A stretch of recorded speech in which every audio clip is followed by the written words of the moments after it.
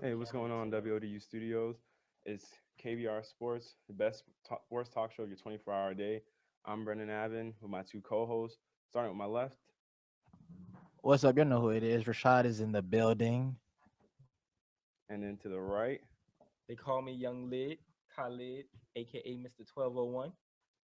1201 is in the building. Let's go. Um, we thank all the viewers that are coming in. We welcome y'all. Wish y'all a good morning. Let's get down to some sports talk. That's what we're here for. We're gonna get it started off with Seattle Seahawks strong safety Kam Chancellor. He ended his holdout yesterday. Um, you know, it was it was it was kind of a lose-lose situation for him in a sense because at the end of the day he has to end up paying for fines and and excess money that he probably never really wanted to pay for. So I mean, the team loses also. It's a lose-lose for both sides because on one hand you have the Seattle Seahawks who lost the first two games, and it's arguable that Kam Chancellor was there from a team that was 21st. That's 21st currently in pass defense amongst the rest of the teams in the league, and it was ranked number one last year in pass defense with Kam Chancellor there, and then being ranked 15th in run defense, where they were number three with Kam Chancellor there last year also, and they were number one in total yardage last year, and then they go to being like 17 or 18 this year. So it just shows you the impact that having Kam Chancellor in and out of the lineup makes for the team. Rashad, we'll start off with you. What do you think that How do you think this Kam Chancellor's return impacts the team? Who do you really see this really benefiting, and how do you think the team camaraderie will be now since he came back and especially since he left, not everybody was in support of his what he decided to do. So what do you think how that's going to affect the team culture? Now, when you say everybody willing to support, like who you referring to? Like fans or you referring to like players? Players. I mean, fans are going to feel I however they mean, feel, a, but a lot of players was like, what I'm saying, like a lot of the big name players were for him though. Mm-hmm. Like Marshawn Lynch was way for him. Like, yo, yeah, I need to pay my man. He need to fight for what he's doing. Like he came in like with Cam Chancellor jerseys on and stuff like that to the locker room and everything. Like he's trying to get his message across. Um, yeah. So basically, him there actually makes it better. mm-hmm. Everybody's gonna get up harder to play.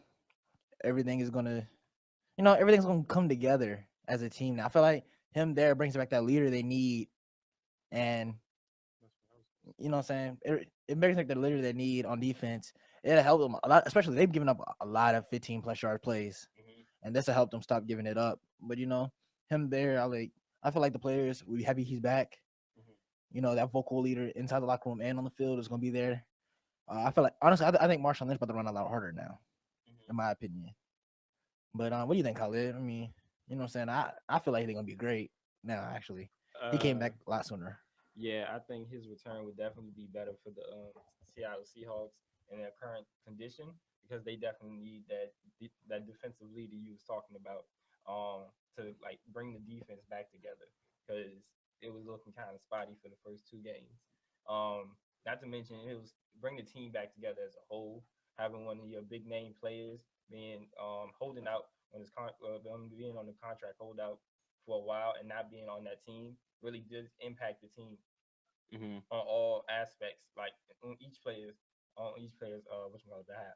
So having him back would definitely it will bring the team back. I'm not gonna say back to that Pro Bowl or Super Bowl level, but they will still definitely be there was definitely be that playoff team we was looking for with that defense. So do you think Kam Chancellor coming back? Because I wonder if so many people are attributing so much of the Seahawks struggles to Kam Chancellor's absence, like he said So you're trying to about Marshawn Lynch's struggles with running the ball. Do you think that maybe Kam Chancellor's getting too much credit for what he does? Like, because I mean, they still struggle to run the ball with Marshawn Lynch. The offensive line still struggles to give Russell Wilson ample time in the pocket. They still haven't made use of Jimmy Graham.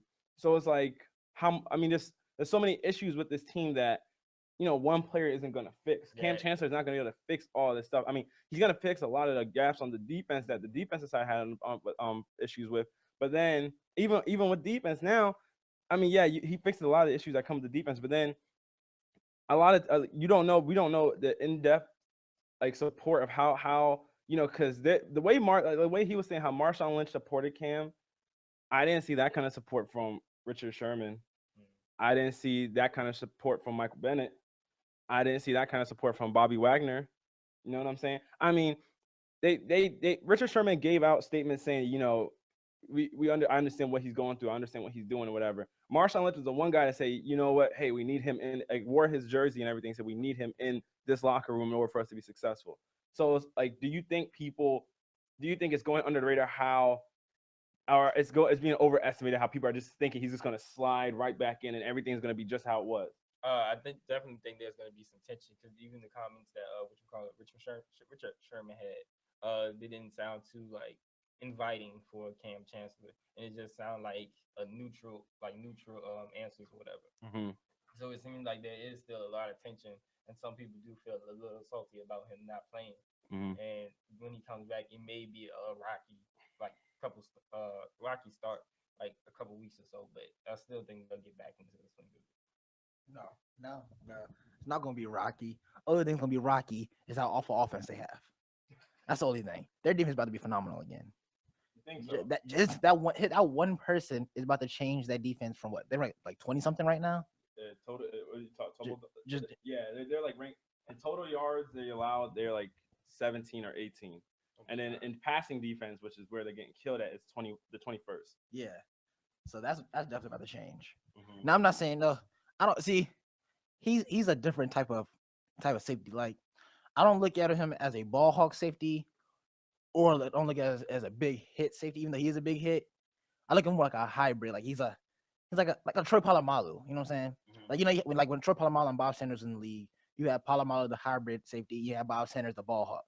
But see, it's gonna bring him down from 21st, but it's not gonna bring him top 5. Mm-hmm. It's gonna. I don't recovering like that. Remember, he hasn't played at all.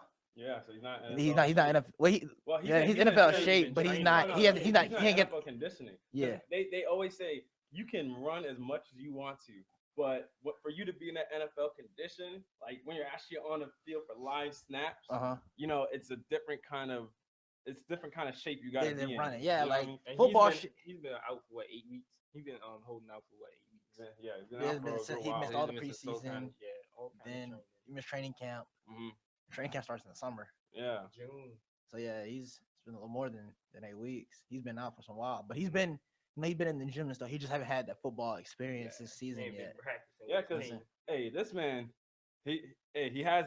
I was looking at his body measurements yesterday as of how they measure him. 6% body. Yeah, 6% body fat, weighs 226. I'm just like, so you haven't even been at camp and you still have 6% body fat. Like that's just like mind-boggling. Like he kept himself in that great of shape, ready for a season. He was a sender like, when they pay me, I'm gonna be ready. Right? You know what I'm saying? That's what he's thinking. Is like, I gotta stay in shape because I'm about to play sooner rather than later. But do you think it was worth it because he didn't get paid? And it's been stated and it's been said that the GM was like, we're not gonna. I mean, granted, it's against the collective bargaining agreement for him to say, oh, we're gonna take care of you in the spring, but pretty much he told Cam to his face, you're not getting your contract redone. You know what I'm saying? It's not happening. At least not this year. So I think it was like a man's decision on Kam Chancellor's behalf as like a leader because he did see his team struggling on that defense and he really wanted to play football with them to like get them back to that point. But I really do think they should have gave this man his money. But see, he's a 3-time Pro Bowler. Technically, like, yeah, I think he chose the right time to come back because technically he already lost $500,000 for those 2 games. Yeah. Because I think each game he gets paid $250, Yeah, $250,000. Take those checks. Yeah, and then anybody get a fine too. So he's already lost over half of what he was trying to fight for. So I mean, what's the purpose of sending out 2 more games? Then you just wasted 4 games this season because that money you was gonna earn, you just lost it anyway. So I mean, I think I don't know how the offseason is gonna go. I don't know if he's gonna be someone who like stays there or he's under contract for he's under contract, but he can, you know what I'm saying? Even though you're under contract, you can hold out and then be like, all right, we can't do it. We gotta get rid of him. But we saw how the holdout worked this past time. But this for a whole season now. This is going to be the OTAs, the training camps, the preseason games, everything off season is gonna be a big factor. Mm-hmm. He can miss every team meeting. He can do what he wants to do Mm-hmm. to completely like go against their offense. Go against the whole team and what they like stand for. You know what I'm saying? So like he can sit there and be like, no, I'm not gonna show up to this. I'm not gonna be there for this. I'm not gonna be working out with you guys. I'm doing my own thing. He'll hire his own trainer. He's not gonna be doing any team workouts, nothing. And eventually they're gonna be like, where's the team chemistry at? And then what I'm saying, he might have to get released. Mm-hmm. So even though he's on the contract, doesn't mean he's necessarily gonna be there. Mm-hmm. So I mean, what do you think? I mean, I think I just don't like I said before, like I don't think it's like apparently he forfeited like $267,647 in like game checks. So like I don't I understand where he's coming from. I understand, especially when somebody tells you that to your face. That is a thing of pride. Like I work my butt off each day, and you're gonna tell me just straight up, yeah, we're not taking care of you, bro. Exactly. So And there are players in the league that are lesser players than him they get paid. and Like, get paid way more than he does. And what he does is very risky because how impactful he is on the point of impact when he hits players, he could hurt himself too. but that goes for every position though. That goes for every position, but Cam Chancellor most times he's throwing his body at people. That's his choice, Like though. it is, but that's what makes him great. I know, And but that's what the Seahawks. If he stopped doing that, if he stopped, being that player, and he was just like, I'm gonna start taking care of myself now. I'm gonna stop, seeking the big hits or making people fear coming down the middle. They wouldn't be the Legion of Boom anymore. So that's the player you want him to be, but you won't pay him to be that player. Yeah. So it's like a slight. It's like you're slight of handing him. Like it makes no sense. I understand where he's coming from, and then I mean. It's just a lose-lose on both sides because you gave up money if you're Cam, and now you don't even know if you're gonna get past the fines that you get charged for missing training camp, and then from the Seahawks you're 0-2 now, and everybody sees what you are without Cam. Like you guys can't hold a lead. You let you went to St. Louis and you lost. And Rodgers threw all over y'all. You know what I mean? Like you had a lead on the Packers in the fourth quarter. Your defense got shredded in the fourth, and Aaron Rodgers made y'all look like chumps. It's like you just see the lapses where in the defense you're like, if Cam was there, that might not have happened. Like against the Rams, when Lance Kendricks gets that touchdown to put them to tie the game, it might not happen. You know what I'm saying? If Cam is covering him instead of Deion Bailey, and then even Deion Bailey had to get benched for week 2 against the Packers because they were just like, he won the job in camp, but then lost it that very game because it's like his coverage was poor. Yeah. So it's like. It's just like you wonder, like if you wonder because as an organization, I understand where the Seahawks are coming from because if you allow Kam Chancellor to hold out and then you reward him by renegotiating his contract with years on it, you're setting a precedent for every other player that if they don't like their contract years beforehand, because normally teams will renegotiate it with the player like a year before it expires. Like Russell Wilson, his contract was going to expire this upcoming year, so. It's like that's why they renegotiate his contract with him. Same thing with Marshawn Lynch. But Cam is 3 years away for his contract to expire. So it's like you wonder, like it's like if you're the Seattle Seahawks, every other team sitting there looking at you like, don't do this because if you do this, you're gonna set the stage for everybody to start being like, okay, I don't like my contract. If somebody has a great season and they're like, okay, I'm better than this cornerback or I'm better than this running back. 3 years before the contract expired, they'd be like, I want more money. Yeah, I want more money. Renegotiate the contract. So either way, nobody wins. And you just eat both sides. And now it's just awkward because now you have a player coach and Pete Carroll, who apparently is all about his players. But then, when it came to taking care of Cam, there was a gap. There was a gap there. But technically, Pete Carroll doesn't pay that money to him though. But Pete Carroll does have an influence in the signings and everything. He can go sign a player without the general manager and them's approval. Like the coaches have a lot of power than people know. Like if he really wanted Cam to get the money, he could have pushed very hard for Cam to get the money. But apparently he didn't push as hard as Cam wanted. He didn't even push like as hard as or you give him the kind of support Marshawn Lynch wanted. I'm betting you if Pete Carroll was as much an advocate saying we need to give him his money, Cam Chancellor would he probably wouldn't have even held out if Pete Carroll was on his side as much as he wanted him to be. But I'm pretty sure that Pete Carroll was on the same side as the GM with the stance of, you know what, we're not budging. You know, you're just gonna have to face the music. And so that's why that's why he held out in the first place. And he was just like, you know what? Now it's awkward because you got to go to camp. You're gonna go to a game and you got Pete Carroll coaching. And you're just like you didn't look out. yeah, you know what I mean? It's just in your head. I mean, at the end of the day, it's a business.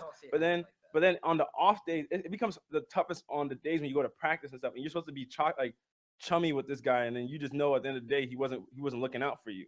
So it's like, I mean, how do you see it if you don't see it that way? Like, I don't feel like it's gonna be like since he's coming back, looking at Peter Carroll like, yo, you didn't hold me down or nothing like that. I don't. You don't think I don't. think he'll look at it that way? You don't? No, I think it goes to the back of his mind. I think so. Really? Because he understands that his team's losing. He needs to be completely focused on the game. No, I'm not saying he won't be focused on the game, but I'm saying there's still a tension there between player and coach.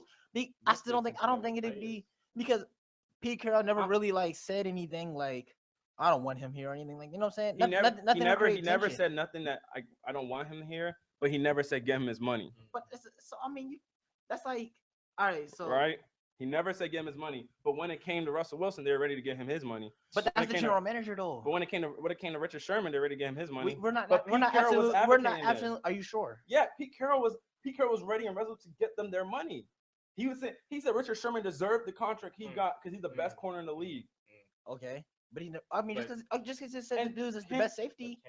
But Kam Chancellor the best safety. He doesn't deserve his money. But I mean, Pete Carroll. I mean, just because you don't say he's the best safety. I mean, just because you don't like. But I'm saying fully, because he's fighting for 900,000. But I'm 900,000. So you needed to take care of Russell Wilson that well. You couldn't have enough extra. Yeah, and Richard Sherman and Marshawn, 3 players. You didn't have an extra 900,000. I'm pretty sure if you take away 300,000 out of this player's contract, they're like Cam deserves it because the reason they're like I feel like Pete Carroll's not advocating for it because they already did the contract with him before. They understand that if he keeps his contract now, coming up the following years, a lot more people will be able to stay there. So I feel like Pete Carroll's not going to advocate for something if he's going to hurt his team, but just by signing one player. Because what if this player gets hurt? Then you lose role players for next season. Rashad, I mean, Khaled, what is your perspective on? What do you think about the whole Pete Carroll and Kam Chancellor thing with the other players also? What do you think? I do think it's going to be tension when you get back to the field because he wanted his money and like nobody really supported him except for Marshawn Lynch. So when he gets back on the field, it's like guys, where was my support at? When, like I'm playing at this Pro Bowl level and like I'm playing like All-Star and like everybody else is saying that they're like the best in the league or whatever. And I'm actually showing that I am. Yeah. But I can't get the best in the league paycheck. Yeah. Because if you give them that paycheck, you can't keep nobody else. But the thing is, they don't have the money. But that's to Richard Sherman. Yeah, that's the thing. You gave that money to those guys, knowing where your salary cap was at, and you still signed Kam Chancellor to the contract you signed him to when you had. And he agreed. He agreed, but he didn't know the money he was worth. That's the thing. But then he sees other people getting taken better, and that's why he was like, "Oh, okay, maybe," because everybody else was on the same contract level as he was, and he signed his deal first. Then Russell Wilson got his. Then Marshawn Lynch got his. Then Richard Sherman got his. Richard Sherman first. Then Russell. Then Marshawn. And he was waiting on. Yeah, and then he was waiting on. And he already had signed his. And he was like, "I got shorted." He was like, "Where was that money at for me?" You know what I'm saying? All it was $900,000 of difference. If you give him that $900,000, I'm pretty sure you can go to the negotiating table with Richard Sherman, Russell Wilson, and Marshawn Lynch, and you'd be like, if you don't have an extra 900 or 300,000 throw around to them, I'm pretty sure they won't mind. They knew it went to Kam Chancellor, the person that puts the boom in the Legion of Boom. So why did they do it? Why did Marshawn Lynch give up the money? Who knows? Exactly. Who knows? But Marshawn Lynch is not going to be like, hey, Kam Chancellor already assigned his contract first. Yeah.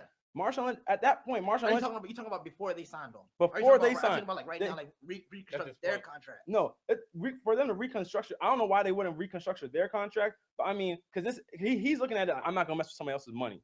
Kam Chancellor's like, I'm not gonna mess with somebody else's money. That you never do that as a man. You don't ever want to go and mess with somebody else's money, your own teammates' money, your brother's money. Yeah. You know what I'm saying? So he's not gonna be like, you guys, I want look out for me. Y'all gotta drop money for me. The general man and the other players are like, we're not gonna set a precedent because that's what all the teams expect players to do. Give up their money. No, it's your job as the team to figure out how to take care of your players. The players shouldn't be the ones money correctly. Yeah. So each player gets the correct amount of money that they deserve. That they're warranted. But you can't do that for a team that made it to the Super Bowl. What, 3 out of past 4 years? Two. Two out of the past 3 years. Yeah. Like, You can't do that because there's too much talent on that team. Like as you see, they already lost pieces from money issues. They 'cause did couldn't pay did lose them. pieces, but they traded away some of those pieces They had also. to- They because, they I mean, didn't at the have end, to trade away some of those couldn't have paid pieces. them, though. They didn't have to trade away some of those pieces. You brought in Jimmy Graham, and you're telling me Jimmy Graham's not And you worth gave more up- than some of these other You pieces? gave up your best center. Your best Exactly. he was the Jimmy best Graham lineman gets you paid more had. than him. That's what I'm saying. You brought in a guy that's more expensive than what you had, and you're trying to tell me they can't afford to pay Kam Chancellor. You got rid of Byron Maxwell. Byron Maxwell's gone. You brought in Kerry Williams, who's on a cheap contract, and you're trying to tell me you can't find money to throw Kam Chancellor $900,000. $900,000. I know the president, the whole thing that they don't want to set precedent in the league and everything. But I mean, come on, you have the money to throw. You just don't want to do it. It's just looking greedy. You just don't want to do it. Because the It's salary looking cap, too greedy on the that. what is it, collective bargain change next year. Mhm. So I mean, that's why he wants it this year. I mean, they're advocating it. They'll gladly pay him next year, but he knows. No, they didn't say they'll pay him. They just saying, oh, we're not going to take care of you. They're telling him, yo, if you wait to the end of the season, but he was like, no, because it changes. He's still gonna be short of his money. But do you think at the end of the season he's going to get his money? I think by next season he gets his money if he stays. We're gonna have to take this clip out, play it again, see if Kam Chancellor gets his money. We're gonna play this on the same exact date, September 24th, or 25th, 24th, 25th. Put it in the calendar. Yeah, put it in the calendar. Kam Chancellor does get his money. We're gonna remember this. But yeah, moving.